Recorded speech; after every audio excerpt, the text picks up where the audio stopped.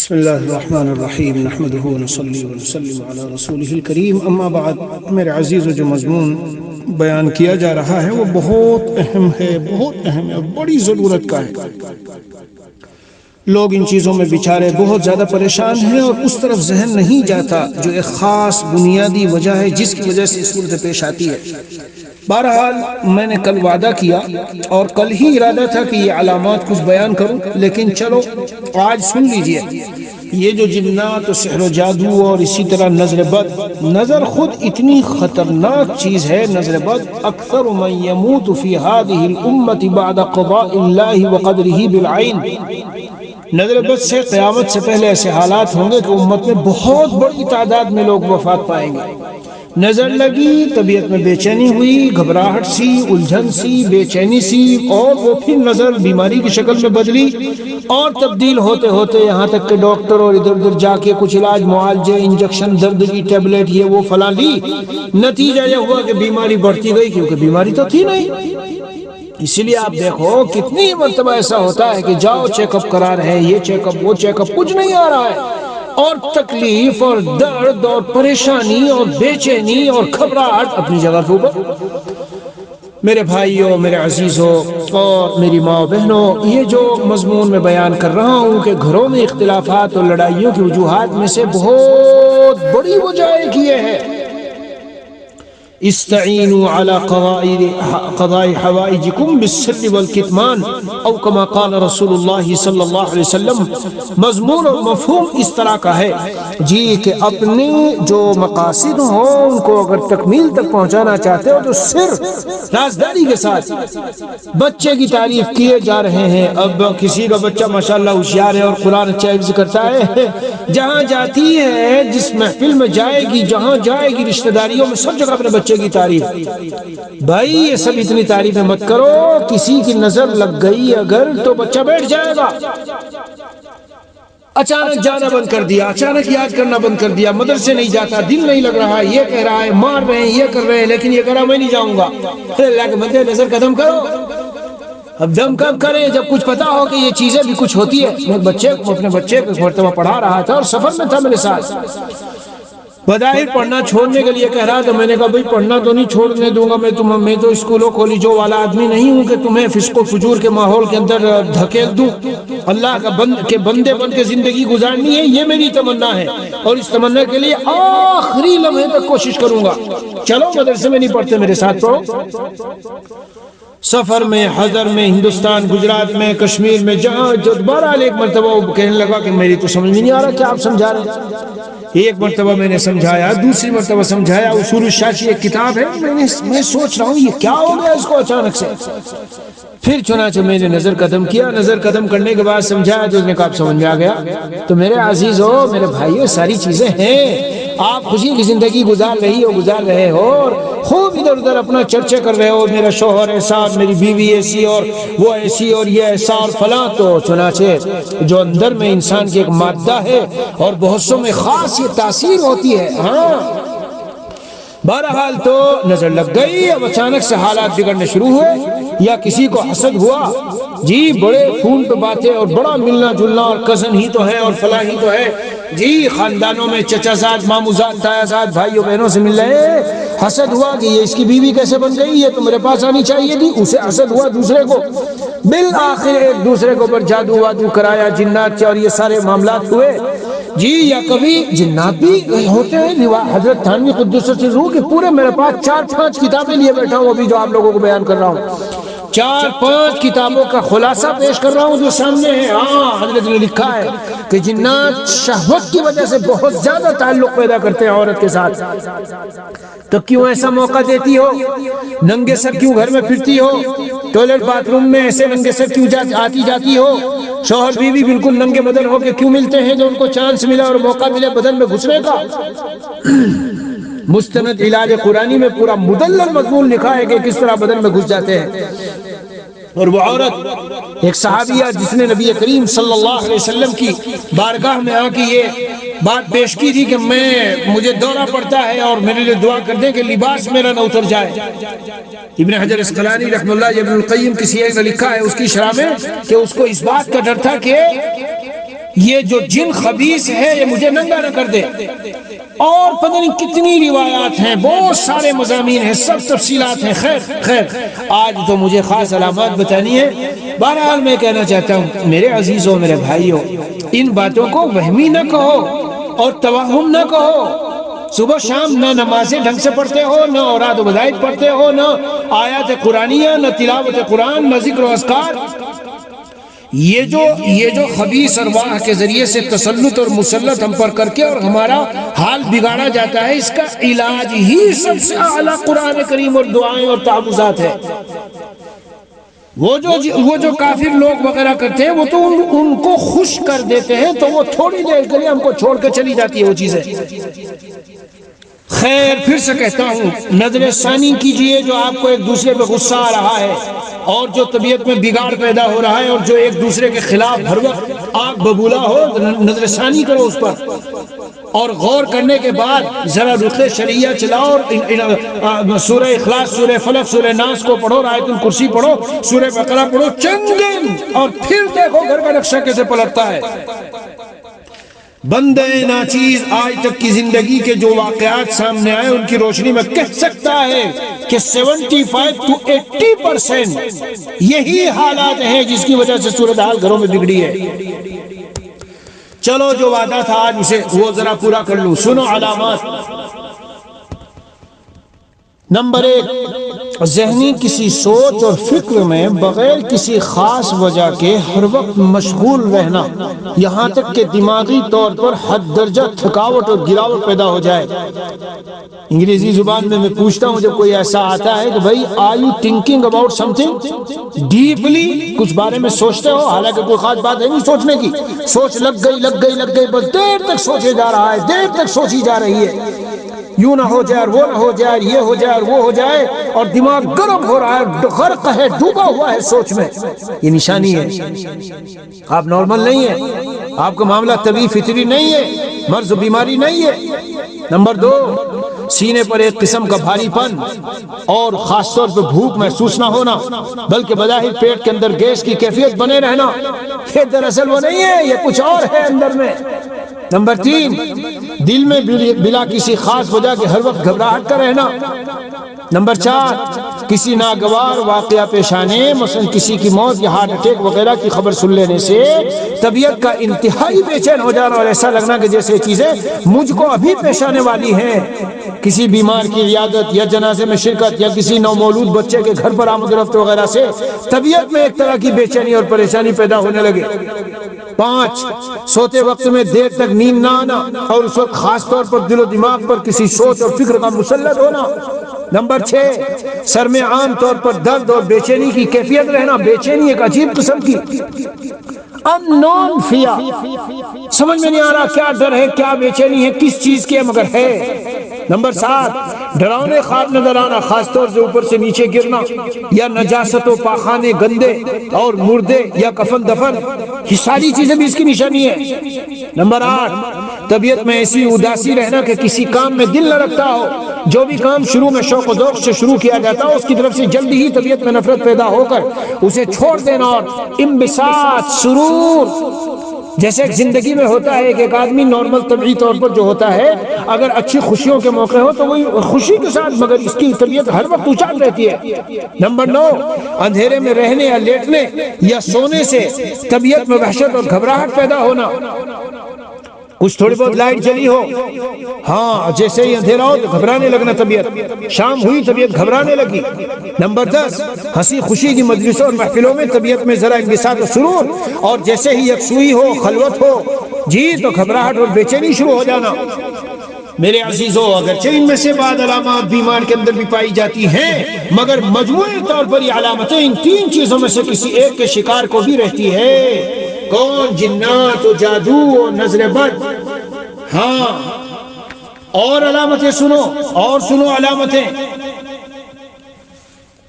جب سحر اثر انداز ہوتا ہے اور جڑ پکڑتا ہے اور کارگر ہوتا ہے.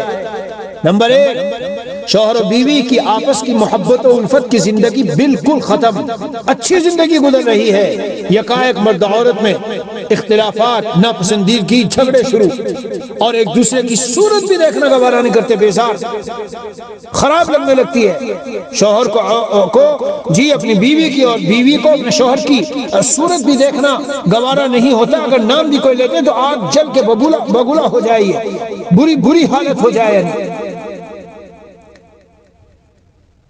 یہی عورت اور یہی شوہر جہاں جاتے ماشاءاللہ دونوں میں اللہ نے ایسا خوشگوار تعلق دیا تھا کہ تعریفوں کے ڈھیر لگا دیتے تھے، پل باندھ دیتے تھے۔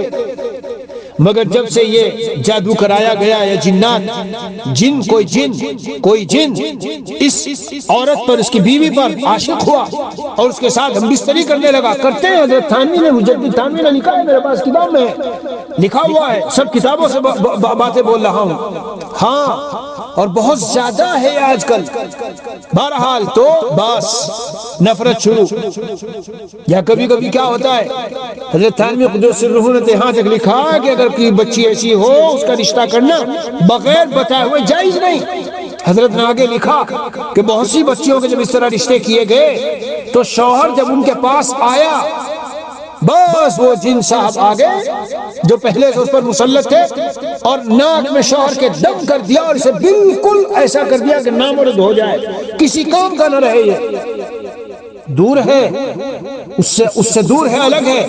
سارے جذبات، ساری خواہشات، ساری قوت مردانگی، سب کچھ قریب آتے ہی حال خراب۔ خاص نشانی ہے۔ یا کبھی الٹا ہوتا ہے، جنیہ کوئی عاشق ہو جاتی ہے مرد پر، اب وہ تمہیں نہیں چاہے گا، تمہاری طرف نظر نہیں کرے گا، تم کو نہیں دیکھے گا، پسند بھی نہیں کرے گا تمہارا ذکر سننا، قریب آنا بھی پسند نہیں کرے گا، وغیرہ وغیرہ۔ رشتوں سے انکار۔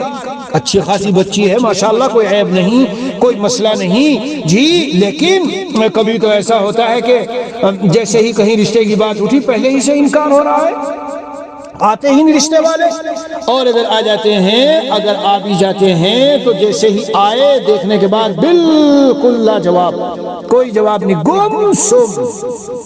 گم سم جی۔ یہ سب بدعملیوں کا نتیجہ ہے، لیکن یہ بھی ذہن میں رکھ لینا ہم لوگ، ہاں، بدعملیوں کا نتیجہ 99%۔ کچھ کبھی آزمائش بھی ہوتی ہے اللہ کی طرف سے۔ دودھ دینے والے بچے ہیں، اسی طرح دودھ دینے والی یہ ہے، کیا کہتے ہیں، جانور ہے یا دودھ دینے والی دودھ ہے، یعنی بچے کی پیدائش ہوئی اور دودھ ہے، مگر سب سکھا دیا جاتا ہے شہر کے ذریعے سے۔ مباشرت کے قابل نہیں رہتے ایک دوسرے کے لیے، دونوں ایک دوسرے کے لیے اس قابل نہیں رہتے، باندھ دی جاتی ہے، قوت مردانگی جکڑ دی جاتی ہے، اور عورت کو یہ نام سنتے ہی مباشرت و صحبت کا جی دل میں نفرت، دوری بہت زیادہ ہے آج کل، یہ بہت زیادہ ہے۔ میں پورے قوت یقین سے دعوے سے کہتا ہوں کہ اس طرح کے معاملات جہاں جہاں ہیں، اگر وہ لوگ صحیح طرح آیت الکرسی وغیرہ کا دم کریں جی اور معمولات پر عمل کریں اور پھر اپنی بیوی کے ساتھ ملے رات کو، تو دیکھو کس قدر نوعیت بدلی ہوئی ہوگی۔ ہاں، جوڑوں میں درد رہنے لگا، کمر میں درد رہنے لگا، سر میں درد رہنے لگا، سب کچھ ہے، سارا ٹھیک ٹھاک، ٹیسٹ کرا لیے، بچوں کی پیدائش نہیں۔ ارے حضرت یہ کیا آپ نے کہہ دیا، یہ تو سب اللہ کے ہاتھ میں ہے، جسے چاہے دے دے اور جسے چاہے نہ دے۔ میرے عزیز، میں جانتا ہوں میں کوئی اتنا بے ایمان آدمی نہیں ہوں کہ میرے پاس ایمان نہیں ہے، لیکن اللہ عز و جل نے دنیا میں یہ ساری چیزیں اتاری اور ان کے اثرات اتارے اور ان کو برحق قرار دیا، اور پھر یہ کہا، یہ فرمایا یہ سب کچھ میں نے اتارا آزمائش کے لیے، لیکن ان کے اندر اثر ڈالنے والا میں ہوں، جب چاہوں میں ان کے اثرات کو اٹھا لوں اور ختم کر دوں، اور جب چاہوں اثرات کو مسلط کر دوں۔ یعنی اگر میں کہہ دوں کہ میں نے کھانا کھایا تو بھوک دور ہوئی، تو یہ تھوڑا ہی اس کا مطلب ہے کہ تم تو شرک کر رہے ہو کہ اللہ بھوک دور کرتے ہیں۔ میں جانتا ہوں تو سحر کا اپنا اثر ہے، مرض کا اپنا اثر ہے، نظر کا اپنا اثر ہے، جنات کا اپنا اثر ہے، یہ بھی ایک اثر ہے کہ عورت باندھ کر دی جاتی ہے۔ نظام جو ان کا ماہواری ہے، سارا سسٹم درہم برہم، سارا سسٹم درہم برہم۔ سحر کے ذریعے گھروں کو اجاڑ دیتے ہیں. ایسا خطرناک سحر مسلط کیا، یہ بیمار وہ مقدمہ وہ کورٹ کچہری، گھر سے وہ بھاگ گیا یہ بھاگ گیا، اور بالکل ایک شاندار ہنستا کھیلتا جی پھولتا اور کھلتا ہوا گھر اور ساری رونقیں چند سالوں کے اندر بالکل صاف، اچھا خاصا کاروبار چل رہا تھا، خوب ترقی پر تھا.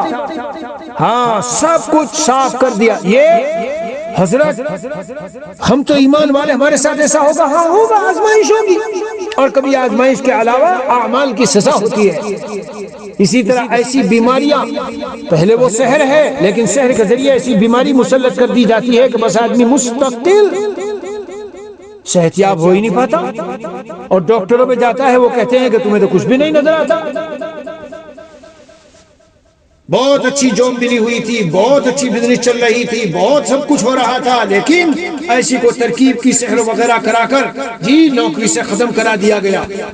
حالات بہت اچھے تھے، مالی اعتبار سے گرتے گرتے گرتے گرتے بالکل نیچے پہنچا دیا گیا. شوہر بیوی میں اتنی نفرت اتنی نفرت اتنی نفرت، یہ سب مضامین حدیث میں ہے. ہاں کہ بالآخر طلاق کی نوبت آئی تو طلاق ہو گئی، اجڑ گیا گھر. بال گرنے لگے، چہرے کے نقشے پلٹنے لگے، جو خوبصورتی اور جو کچھ تھا سارا سب کچھ ملیا میٹ ختم. اور میں کیا کیا بتاؤں جی، بہت ساری نشانیاں اور علامات مختلف کتابوں میں لکھی ہیں. یہ ساری نشانیاں ہیں میرے عزیزوں میرے بھائیوں. میرے کہنے کا مقصد یہ نہیں کہ خالی کسی کے پیچھے پڑو، لیکن یہ تعوذات اور قرآنی آیات اور اسی طرح تینوں کل اور آیت الکرسی اور منزل اور رقیہ شریعہ 2 دن 3 دن کر کے دیکھیے. آپ کو اگر فرق محسوس نہ ہوا تو کہنا کہ نارمل اور طبیعی چیزیں ہیں. یہ تو میری عورت بہت بد اخلاق ہے، یہ تو میرا شوہر بہت غصے والا اور بہت بیکار خراب قسم کا ہے. تب آپس میں لڑیو، کم از کم 3-5 دن ہفتے بھر کر کے دیکھو. اگر بالکل نارمل حالت میں ہو تو ٹھیک ہے، اور اگر نارمل حالت میں نہیں ہو تو سمجھ لو کہ معاملہ کچھ اور تھا، اسی کی وجہ سے سارے حالات ہمارے اوپر پیدا ہوئے. بہرحال یہ سب علامتیں میرے عزیزوں میں نے لکھ دی، میں نے آپ کو بتا دی ہے، اور یہ سب لکھا ہوا ہے قرآن کریم میں. ان چیزوں کا اللہ تعالیٰ نے تذکرہ فرمایا، تو کوئی منکر انکار کرے بالکل غلط. اسی طرح ہمارے حضرت والا رحمۃ اللہ علیہ کے ہاں سے کتاب چھپی ہے مستند علاج قرآنی، اس میں لکھا ہے کہ یہ شیاطین وغیرہ جب مسلط ہوتے ہیں تو اس کی بعد علامات: بے ہوشی، اعصابی تناؤ، یہی تو ٹینشن ہے آج کل بہت زیادہ ہے. ڈپریشن، ٹینشن، نماز میں جی نہیں لگتا، قرآن نہ پڑھا جاتا نہ سنا جاتا، اور دل میں گھبراہٹ ہونے سے حرکت قلب بے ترتیب ہو جاتی ہے، رونے کو جی چاہتا ہے، دماغ حاضر نہیں رہتا، نسیان اور بھول کا ایک عارضہ زبردست طریقے سے لگ گیا. اچھا خاصا میں نماز بھی پڑھتا تھا، ذکر اللہ بھی کرتا تھا، نیک کاموں میں بھی لگا ہوا تھا، مگر یکایک ایک دم چھوڑ چھاڑ کے بیٹھ گیا، اور بڑی مشقت محسوس ہو رہی ہے کرنے میں، بیان کرنے میں، تلاوت کرنے میں، درس دینے میں بڑی مشقت محسوس ہو رہی ہے، طبیعت نہیں چل رہی ادھر کو. اسی طرح کسی عضو میں ایٹھن یا سن ہونا، طبی طور پر لوگ کہتے ہیں کچھ نہیں، اور ہے مگر عورتوں کی کمر میں ایٹھن یا رحم میں تکلیف. اسی طرح بشاشت و نشاط کے بعد کمزوری، سستی اور کوتاہی کا غلبہ ہو جانا طبیعت میں، ہمیشہ سر میں درد رہنے لگنا وغیرہ وغیرہ. یہ سب کچھ میں نے آپ کو نچوڑ اور خلاصہ بہت ساری کتابوں کا بتا دیا. میرے عزیزو سبق لو سنبھلو. میں بیان کے لیے نہیں کرتا یا اس لیے نہیں کرتا سنو بہت اچھا بیان، کچھ لوگوں کی زندگیاں بدل جائے، حالات سدھر جائیں، مجھے دعائیں ملے اور ان کو راحت ملے تو میرے لیے وہ صدقہ جاریہ بن کے میری آخرت بنے، اور قبر میں میرے لیے سکون کا سامان بنے، اور مجھے ٹھنڈک حاصل ہو. میرے عزیزوں میرے بھائیوں ماں بہنوں، اس وجہ سے سارے بیانات کا سلسلہ ہے. اللہ ہمیں کمال اخلاص عطا فرمائے، اور ہماری فہم اور سمجھ اور سوچ کو اللہ تعالیٰ راہ حق پر رکھے، دی صراط مستقیم پر رکھے. ہم افراط و تفریط کے شکار نہ ہو. بالکل انکار کر دو یہ بھی غلط، ہر چیز میں ان کو کہنے لگو یہ بھی غلط. صراط مستقیم اعتدال والا ہے، درمیانی راہ۔ وصلی اللہ نبی الکریم وعلی آلہ واصحابہ اجمعین والحمد للہ رب العالمین۔